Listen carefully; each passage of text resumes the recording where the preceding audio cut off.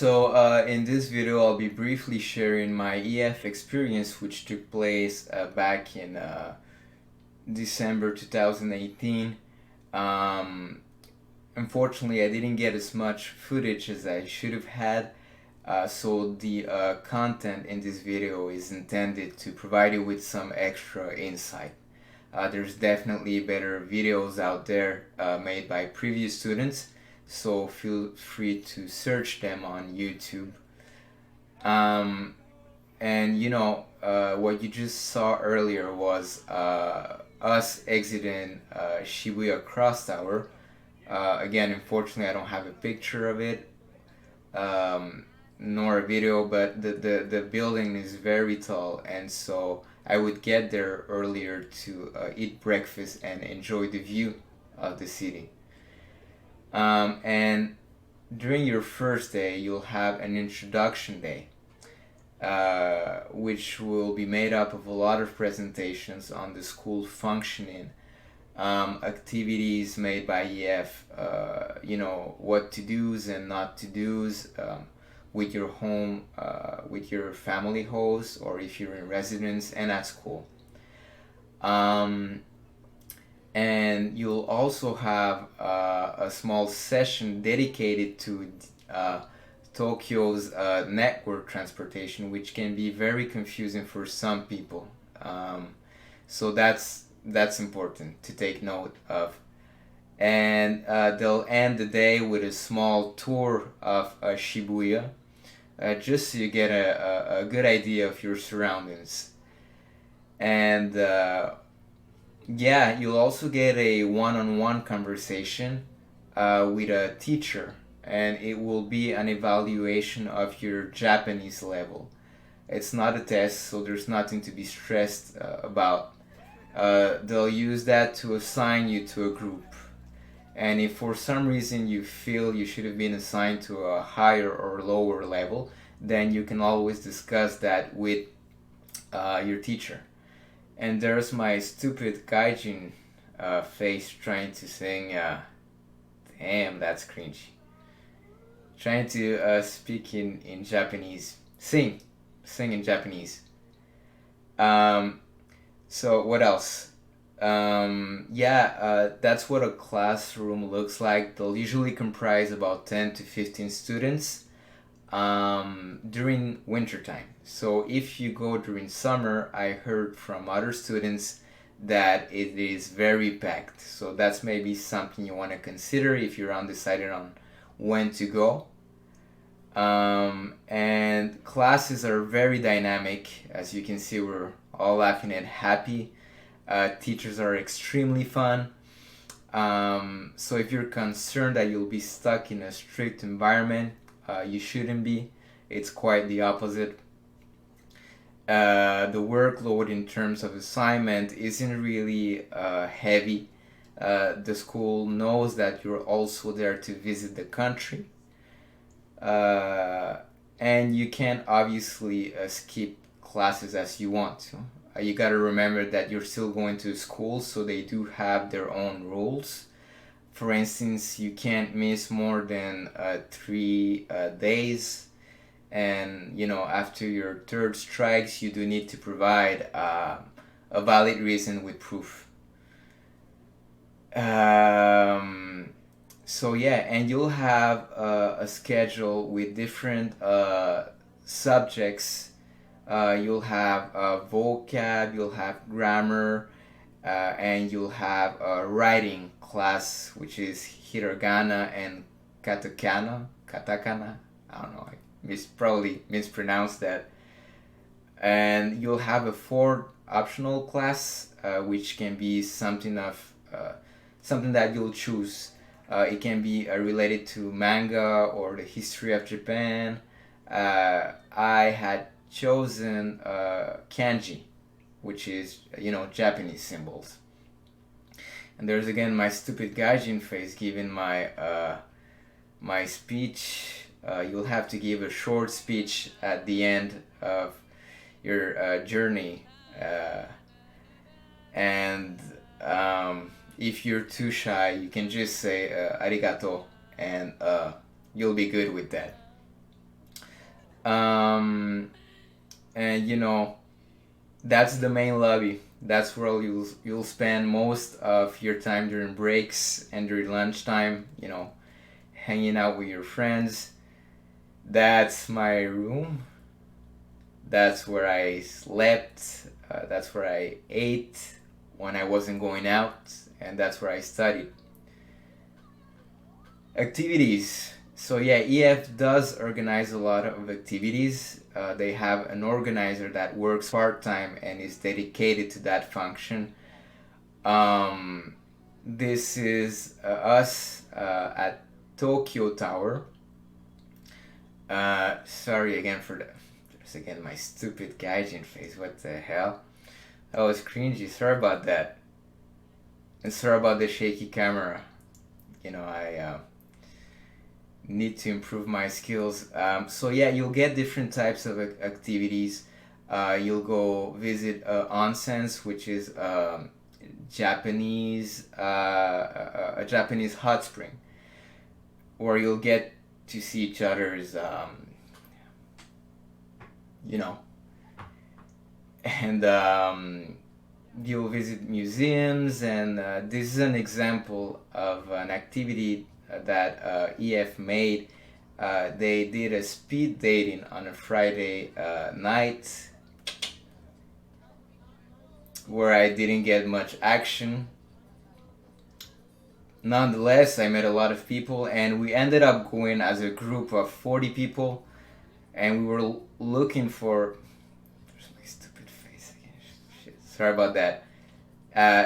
We ended up looking for a karaoke place that could fit 30 people, which was impossible in Shibuya. Everything is very narrow.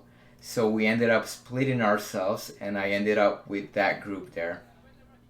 Um, so yeah, that's about it. I wish I had more content about the school itself. So my apologies for that. But yeah, karaoke, definitely you have to try that. It's a thing in Japan. It's very popular, so that's a must.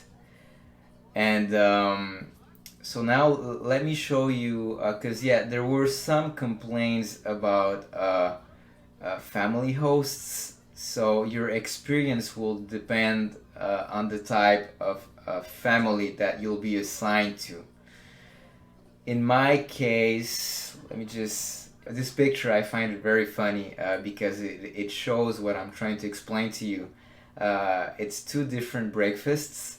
On the left side, you have one of my friends, which was provided with a banana, a cold piece of bread, and what I believe is milk, which is it's okay. And on the right side, you have this other guy who had this fancy breakfast. So for here instance, they gave him a bowl of freshly cut fruits, eggs, potatoes, vegetables, and different types of drinks, tea, almond milk, coffee. And so you can see the difference of two types of families.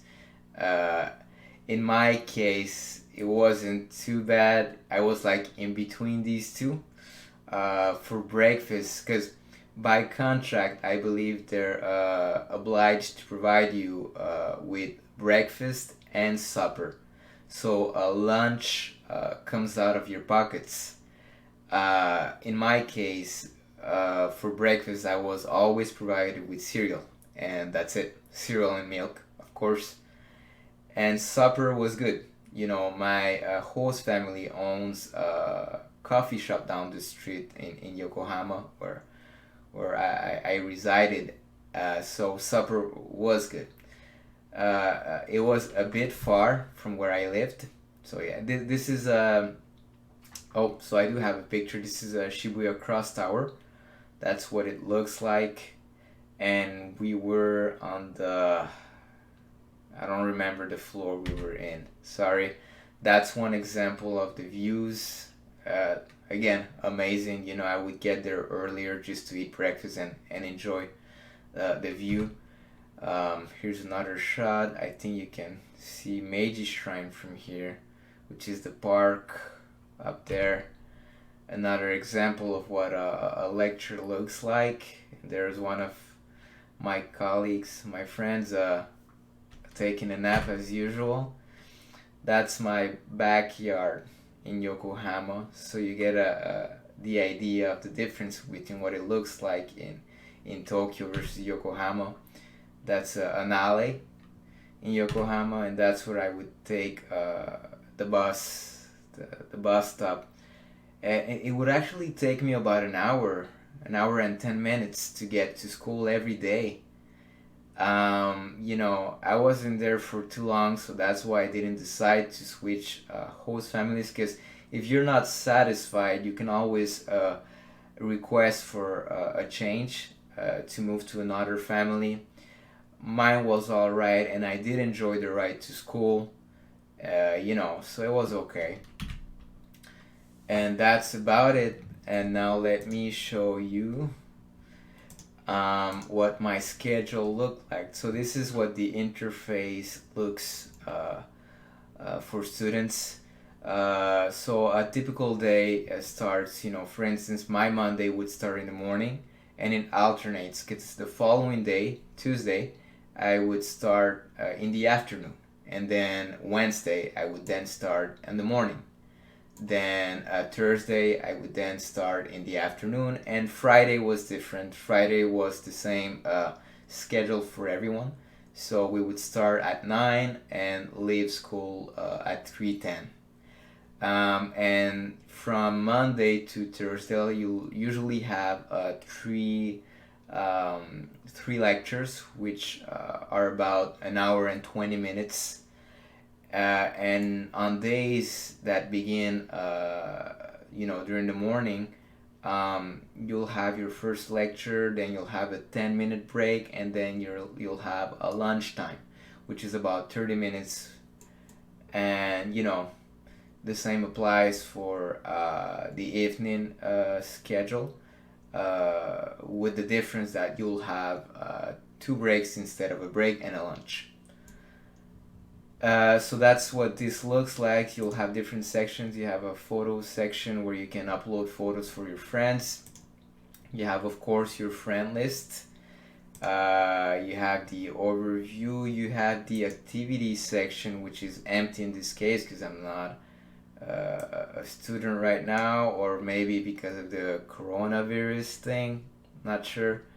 And Tokyo Pulse is just like EF's Instagram, which I didn't use much. And then you have these other segments here. Documents, it's all the stuff that you have to upload, your travel insurance, for instance. Course is where you can see your attendance and your grades. So as you can see, I'm a good student. It wasn't that bad, really. It's pretty easy. Teachers are not that strict. As long as you attend class. School info is important. Most of the questions I had were answered in here. And you should really go through it if you ever decide to go to EF Japan. Ambassador, I don't know what that is. Some kind of special student. My trip, that's where you'll have your information about your host family, a small description, the address, and the notice board. And that's about it. So if you have questions, don't hesitate to ask me right in the comments. I remember having a lot of questions, so what I did is that I went on EF's Facebook page and I went to the review section and I would just write to people and ask them questions, about their experience, just so I could get a good picture. But yeah, any questions you have, I'll be glad to answer them.